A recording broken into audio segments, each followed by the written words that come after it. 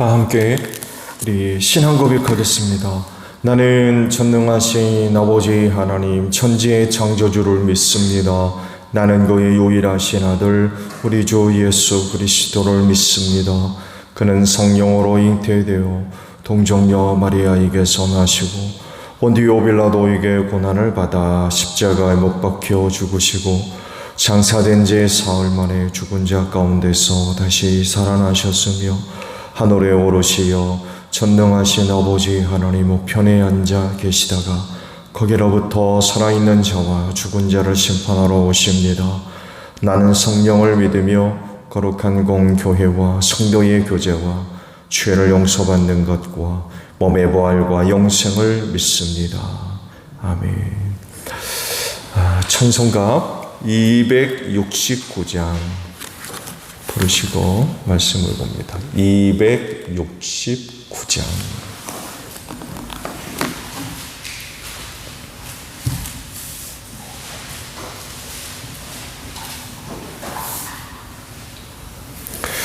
그 참혹한 십자가에 주 달려 흘린 피 샘물같이 늘 흘러서 죄 씻어 주시네. 값없어도 다 나와서 내 죄를 거하면 있는 보다 너희도록 참성 여러들이 나 믿노라 그 보혈 공로를 없어도 피 흘리사 날 구원하셨네. 저 흉악한 한강도는 제 죄를 깨달아 죄 없으신 주 예수를 구주로 믿었네. 내 지은 죄 흉악하나 주 예수 믿으면 용서받은 강도같이 곧 구원받으리. 나 믿노라 그 보혈 공로를 없어도 피 흘리사 날 구원하셨네.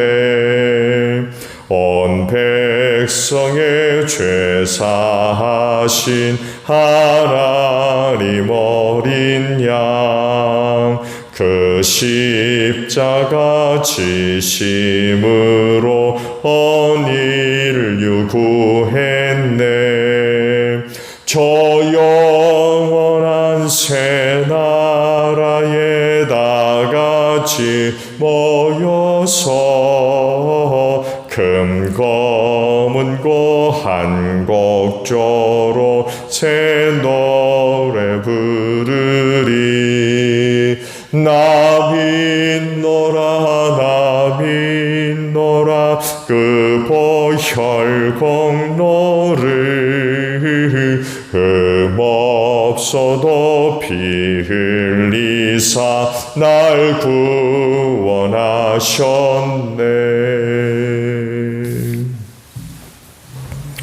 말씀을 봅니다. 출애굽기 29장 10절로 37절까지 있는 말씀을 보겠습니다. 출애굽기 29장 10절로 37절까지 있는 말씀이에요. 봅니다. 숫소를 회막 앞으로 끌어다가 아론과 그의 아들들이 그 숫소의 머리에 두 손을 얹게 한 다음에 회막 어기 주 앞에서 그 숫소를 잡아라. 그리고 그 숫소의 피를 받아다가 너희 손가락으로 제단에 뿌려 바르고 나머지 피는 모두 제단 밑에 부어라. 내장을 덮은 모든 기름기와 간에 붙은 기름덩어리와 두 콩팥과 거기에 붙은 기름기를 떼어내서 제단 위에서 살라바쳐라. 숫소의 고기와 가죽과 똥은 진 바깥에서 불에 태워라. 이것이 바로 속죄의 제사이다. 아론과 그의 아들들에게 순양 한 마리를 끌어다 주고 그 순양의 머리 위에 그들의 손을 얹게 한 다음에 그 순양을 잡고 피를 받아서 제단 둘레에 뿌려라. 그 순양의 각을 뜬 다음에 내장과 다리는 씻어서 각을 뜬 고기와 머리 위에 얹어 놓아라. 이렇게 하여 그 순양 전체를 제단 위에서 통째로 살라 바쳐라. 이것이 바로 나 주에게 드리는 번제이며 이것이 바로 향기로 나 주를 기쁘게 하는 살라 바치는 제물이다.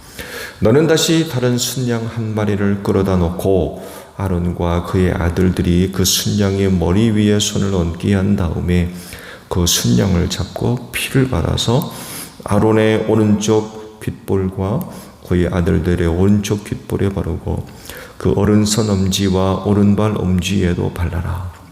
그리고 남은 피를 제단 둘레에 뿌려라. 너는 제단 위에 있는 피와 거룩하게 구별하는 기름을 가져다가 아론과 그의 옷 위에 뿌리고 아론의 아들들과 그들의 옷 위에 뿌려라. 그렇게 하면 아론과 그의 옷과 그의 아들들과 그들의 옷이 거룩하게 된다. 이 순양에서 기름기와 기름진 꼬리와 내장을 덮은 기름기와 간에 붙은 기름덩어리와 두 콩팥과 그것을 덮은 기름기를 떼어내고 오른쪽 넓적다리를 잘라내어라. 제사장을 위임하는 예식에 쓸 것이니 너는 주 앞에 있는 누룩을 넣지 않는 빵을 둔 광주리에서 빵 한 덩이와 기름을 섞어 만든 과자 한 개와 속빈 과자 한 개를 가져다가 그 전부를 아론의 손과 그의 아들들의 손에 얹어주어 그것으로 주 앞에 흔들어 바치는 제물을 드리게 하여라. 너는 그들의 손에서 그것을 받아다가 제단의 번제물 위에 놓고 불살라라. 이것이 바로 향기로 나 주를 기쁘게 하는 나 주에게 살라 바치는 제물이다. 아론의 제사장 위임식에 쓸 순양에서 가슴을 떼어 나 주에게 흔들어 바치는 예식을 하고 나서 그것은 너희 몫으로 가져라. 너는 아론과 그의 아들들의 제사장 위임식에 쓴 순양 고기 가운데서 흔들어 바친 것과 들어올려 바친 것, 곧 흔들어 바친 가슴과 들어올려 바친 넓적 다리를 거룩하게 구별하여 놓아라. 이것은 들어올려 바친 제물이므로 아론과 그의 아들들이 이스라엘 자손에게서 받을 영원한 분깃이다. 이 제물은 이스라엘 자손이 그들의 화목제물로 나 주에게 들어올려 바친 제물이다. 아론의 거룩한 옷은 그의 자손들에게 물려주어서 그들이 제사장 위임식 때에 그것을 입고 기름 부음을 받게 하여라. 아론의 아들 가운데서 그의 제사장직을 이어받고 회막에 들어가서 성소에서 예배를 드릴 사람은 이레 동안 이 옷을 입어야 한다. 너는 제사장 위임식 때 드린 순양의 살코기를 가져다가 거룩한 곳에서 삶아라. 아론과 그의 아들들은 회막 어귀에서 바로 이 순양의 살코기와 광주리에 든 빵을 먹는다. 이것은 그들을 거룩히 구별하여 제사장으로 세우고 속죄의 제물로 바친 것이므로 그들만이 먹을 수 있다. 이것은 거룩한 것이므로 다른 사람은 먹을 수 없다. 제사장 위임식에 살코기나 빵이 이튿날 아침까지 남아있거든 너는 그 남은 것을 불에 태워라. 그것은 거룩한 것이므로 먹어서는 안 된다. 너는 아론과 그의 아들들에게 내가 너에게 시킨 그대로 하게 하여 주되 제사장 위임식은 이레 동안 하여라. 너는 날마다 수송아지 한 마리씩을 바쳐서 죄를 속하는 속죄제를 드려라. 너는 제단 위에 속죄제물을 드려서 그 제단을 깨끗하게 하고 그것에 기름을 부어서 거룩하게 하여라. 너는 이레 동안 제단 위에 속죄제물을 드려서 제단을 거룩하게 하여라. 그렇게 하면 그 제단은 가장 거룩하게 되고 그 제단에 닿는 것도 모두 거룩하게 될 것이다. 아멘. 자, 오늘 아침에는요, 두 곳에 있는 말씀을 보려고 합니다. 11절과 그리고 16절에 있는 말씀입니다. 말씀 보면 회막 어귀 주 앞에서 그 숫소를 잡아라 라는 말씀이고요. 16절에 그 순양을 잡고 피를 받아서 제단 둘레에 뿌려라 라는 그런 그 말씀입니다. 29장 전체의 말씀을 지금 보고 있는데 말씀을 보셨듯이 제사장 위임식을 어떻게 가질 거냐라는 방법에 대한 그런 그 말씀들을 지금 모세에게 쭉 이제 하고 계시죠. 오늘 보신 말씀 29장의 후반부에 있는 그런 그 내용은 짐승을 바치는 그런 그 내용들로 쭉 기록이 되어져 있죠. 네요. 지금까지 29장의 말씀을 쭉 보아왔는데 제사장 위임식을 위해서 중요하게 여겼던 세 가지의 어떤 물건이라고 해야 되나요? 세 가지의 중요한 요소라고 해야 되나요? 이것들을 우리가 발견할 수가 있어요. 오늘 보신 부분은 짐승에 관한 부분인데 지금까지 제사장 위임식을 위해 사용됐던 중요한 그런 그 방법들 중에 그 세 가지의 중요한 요소를 우리가 발견할 수가 있어요. 먼저는 물입니다. 물. 그 다음에는 기름이고요. 그리고 오늘 말씀은 뭐겠습니까? 짐승 잡으면 뭐 나요? 피가 나죠. 피. 제사장 위임식을 위해 사용되어지던 거룩한 성물 가운데 이 세 가지 중요한 요소가 다뤄지고 있어요. 물과 기름과 피입니다. 이렇게 들으시면 아마 아실 거예요. 왜 하나님께서 제사장 위임식을 위해서 예식을 거행하면서 이 세 가지를 중요하게 좀 다루고 계시는가를 아실 겁니다. 거기에는 의미들이 있기 때문에 그래요. 물이 갖는 의미, 기름이 갖는 의미, 또 피가 갖는 그런 그 의미들이 있기 때문에 제사장 위임식을 위해서 이 세 가지를 사용을 하셔서 제사장 위임식을 지금 갖게 하고 계시다는 거죠. 4절에 이 물의 용도가 나오죠. 4절의 말씀 보면 너는 아론과 그의 아들들을 회막 어귀로 데리고 와서 뭐 하라고 그랬어요? 목욕시켜라. 목욕하게 해라. 물로 씻어라. 물로 씻게 해라. 라고 지금 말씀을 하고 있죠. 여기서 의미하는 물이 뭐예요? 구약 시대에도 이렇게 물에 대한 의미를 중요하게 다루듯이 이 물에 대한 그 의미를 예수님 시대까지 계속 이어져 옵니다. 특히 예수님 시대에 광야의 거룩한 공동체 세네파 사람들이 있죠. 그 사람들이 물에 대한 중요성들을 중요하게 여겨서 행해왔던 세례 침례죠. 세례 예식이 있어요. 이걸 요한이 이제 가져왔고 예수님도 요한의 복음에 나오나요? 다른 복음서에는 이게 없는데 요한의 복음에 의하면 세례 요한만 세례 준 게 아니에요. 예수님도 세례를 주셨어요. 그분이 세례 요한으로부터 세례를 받았죠. 예수께서. 그런 이유로 예수님도 세례 사역을 하셨어요. 이 물에 대한 의미가 있기 때문에 그래요. 그건 죄 씻음과 긴밀하게 연결되어 있어요. 죄 씻음, 더러운 것, 부정한 것, 이런 것들을 물로 씻는 이게 중요한 의미들이 있죠. 또 신약시대에 이르러서 뭘 하게 되면 거듭남에 대한 중요한 의미도 함께 포함이 되어져 있죠. 두 번째는 기름이죠. 기름 7절에 있는 말씀을 보게 되면 그리고 거룩하게 구별하는 데 쓰는 기름을 가져다가 그의 머리 위에부터 부어 그를 거룩하게 구별해라.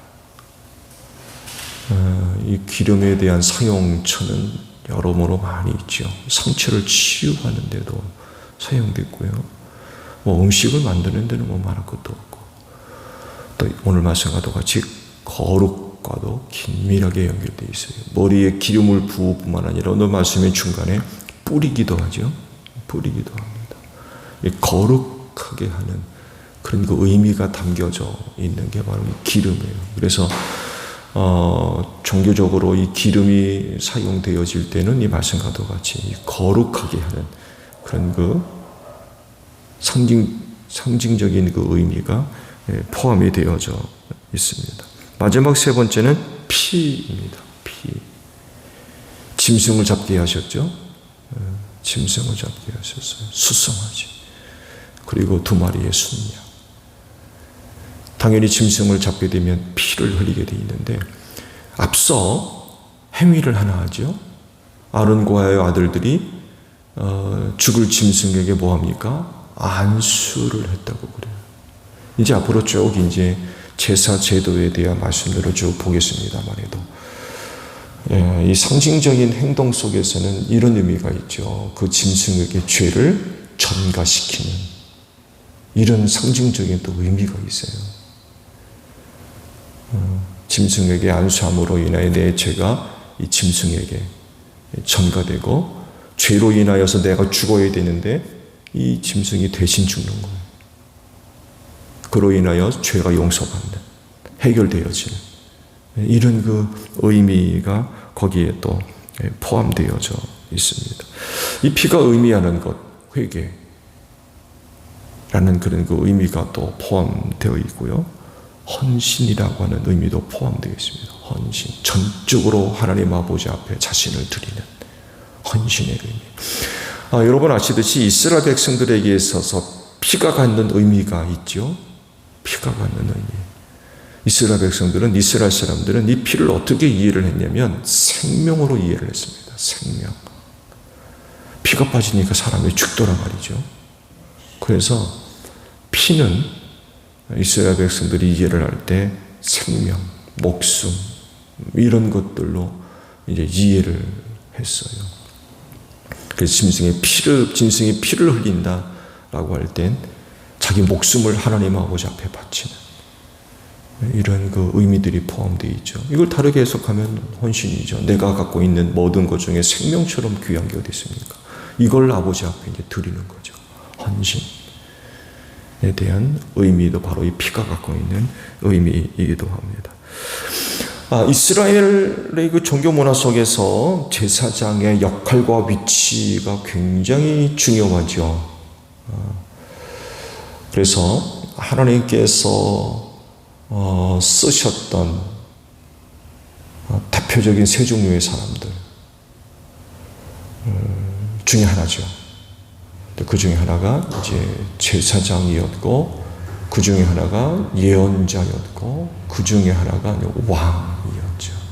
이 세 종류의 사람들이 하나님께서 쓰셨던 대표적인 그런 그 인물들이고, 그렇다라고 할 때에 그들에게 하나님의 영을 주셨던 또 대표적인 사람들 중에 하나이죠. 제사장의 위치 또 제사장의 역할은요, 그 당시 다른 지파가 갖고 있던 어떤 역할들 혹은 어떤 사람들이 감당했던 그런 그 역할보다도 중요하다라고 할 수 있어요. 왜냐하면 이스라엘 자체가 하나님으로 말미암아 존재하기 때문에 그 하나님과의 관계가 무엇보다도 중요하거든요. 하나님과의 관계가 단절되게 되면 그들은 뭐 더 이상 존재할 의미도 없고 할 수도 없죠. 하나님과의 관계가 단절되면 그 백성이 어떻게 존재합니까? 이것 생각하면 제사장들의 역할은 굉장히 중요할 수밖에 없죠. 왜? 하나님과 인간 사이에 중보적인 그런 위치에 있는 사람들이었기 때문에 그렇습니다. 하나님과의 관계를 이야기한다면 빼놓을 수 없는 게 뭐예요? 제사입니다. 제사.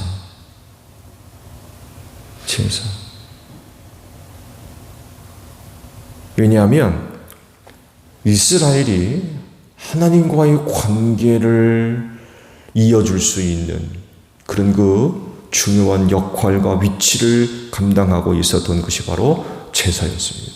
그래서 이스라엘 백성들이 하나님과의 관계를 위해서 그 자리가 마련된 건 제사였어요. 제사. 그리고 이를 위해 수단으로 사용됐던 게 바로 성막이었던 거죠. 이스라엘 백성들이 하나님을 만나 뵙는 유일한 장소, 그것이 바로 성막이었습니다. 그리고 그곳에서 뭐예요? 제사 드리는 거예요. 그래서 하나님과의 관계를 위해 이 제사의 자리는 빼놓을 수 없는 굉장히 중요한 그런 그 자리였죠. 하나님과의 교제, 하나님과의 만남이 이루어지는 유일한 장소였어요. 그곳에서 제사장들의 제사 역할이 얼마나 중요합니까? 굉장히 중요한 거죠. 이 역할들을 제대로 잘 감당하기 위해서 물을 사용하시고 기름을 사용하시고 피를 사용을 하셨던 거죠. 근데 문제는 하나님과의 그 관계를 위해서 개개인이 혹은 이스라엘 전체가 이때는 이제 대제사장이 그 역할을 감당하겠죠. 이스라엘을 대표해서 하나님 앞에 나아가는, 그래서 12개의 보석이 박힌 가슴 흉배를 붙이고 하나님께 나아가는 12지파 이름을 새겼잖아요. 내가 그걸 볼 때마다 이스라엘을 기억하겠다라고 그러시거든요. 그때는 대제사장이 이스라엘을 대표하는 그런 그 역할을 감당했겠죠. 근데 문제는 하나님이 계신 곳으로 나아가는 게 쉽지 않다는 거예요. 왜 그래요? 거룩하기 때문에 그래요. 근데 우리는 어때요? 인간은 대제사장을 비롯해서 그 당시 백성 모두는 다 거룩하지 못하거든요. 왜 그래요? 죄 때문에 그래요. 죄 때문에 거룩하신 아버지 앞으로 나아갈 수가 없는 거예요. 누구도 여기에선 자유로울 수 없어요. 예외일 수 없고요. 대제사장이라고 해가지고 너는 예배, 너는 언제나 와, 상관없어. 그게 아니었다는 거예요. 대제사장이랄지라도 여전히 죄 가운데 붙들려 사는 그런 연약한 인간이라는 것입니다. 그래서 이들도 하나님 아버지 앞에 속죄제를 드려야만 해요. 이런 말씀이 바로 그거예요. 짐승의 피를 흘려야 된다는 거예요. 속죄제를 드려야 돼요. 그렇지 않으면 이 죄 문제가 해결 안 되니까 아버지 앞에 감히 나갈 수가 없는 거죠. 그렇죠? 감히 나갈 수가 없는 거예요. 그냥 그대로 나갔다간 살아서 못 나오는 거죠. 거룩한 자리로 죄인이 어떻게 그냥 들어갑니까? 그건 불가능한 거죠. 그래서 이들도 짐승의 피를 흘려야 했던 거죠. 결국 대신 짐승이 죽는 거죠. 피를 흘려서. 제사장 위임식 때 짐승을 잡아 바치게 하신 이유, 근본적인 이유는 제사장이 갖고 있는 죄입니다. 근본적인 이유는 이것 때문에 그런 거예요. 죄가 없다면 짐승이 대신 죽을 필요도 없죠. 더 그게 확대되면 예수께서 오셔서 십자가에서 죽을 필요도 없었고요. 근데 이제 근본적으로 대제사장이랄지라도 죄의 문제를 안고 있기 때문에 짐승의 피를 흘려야만 했다는 것입니다. 그 짐승의 피를 흘려서 죄가 용서되는 거죠. 더 나아가서 자신을 드리는 거죠. 자기의 목숨을 하나님 아버지 앞에 바치는 이런 그 의미들이 포함되어져 있습니다. 오늘날 하나님을 섬긴다고 하는 그리스도인들도 마찬가지죠. 하나님과의 관계, 이스라엘과의 이스라엘과 하나님과의 관계가 똑같습니다. 오히려 그들보다도 오늘 우리의 관계가 더 긴밀하죠.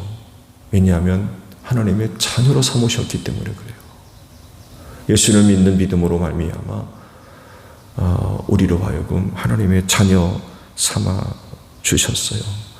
그렇기 때문에 하나님 아버지와의 그 관계는 뗄 수 없죠. 우리나라 그 재미있는 격언 중에 피는 물보다 진하다고 그러죠. 이런 혈연 관계가 무척 강하다는 얘기예요. 아버지와 오늘 우리와의 관계가 그렇다는 거죠. 그 좋은 예가 바로 탕자에 대한 비유죠. 집 나간 아들 끝까지 아버지가 기다리잖아요. 왜? 자식이기 때문에 그래요. 그럴 정도로 하나님과 우리와의 그 관계는 뗄래야 뗄 수 없는 그런 그 관계를 가지고 있죠. 그래서 오늘 주신 말씀과도 같이 하나님과의 그 참된 관계를 위해서 뭐가 필요해요? 이 피가 필요하다는 거예요. 피. 왜? 우리도 여전히 약한 죄인이기 때문에 그래요. 이것 없이는 안 된다는 거예요. 그리고 이 피 흘림이 2000년 전 골고다에서 완전히 해결해 주셨죠. 구약시대까지만 하더라도 이 짐승의 피로 해결을 하셨어요. 근데 이제 문제는 뭐냐면 이게 완전하지를 못해요. 짐승의 피가 이제 완전하지를 못한 거예요. 그래서 하나님 앞에 나아갈 때마다 이 짐승을 잡아드리는 거예요. 근데 2000년 전 골고다에서 흘린 피, 그 피는 짐승의 피와는 근본적으로 다른 거죠. 그 피는 모든 죄를 한 번에 완전히 해결되어지는 하나님의 능력인 줄로 믿습니다. 그래서 십자가에 흘린 피 그 한 번으로 모든 죄가 완전하게 해결되었습니다. 어제, 오늘, 내일의 죄까지도 완전히 해결되어졌어요. 그래서 그 한 번으로 끝나는 거예요. 구약시대 짐승의 피와는 근본적으로 다른 거죠. 만약에 예수의 피도 짐승의 피와 다를 바 없이 연약하고 부족하다 그러면 한 또 2000년 뒤쯤 또 오셔야 될 거예요.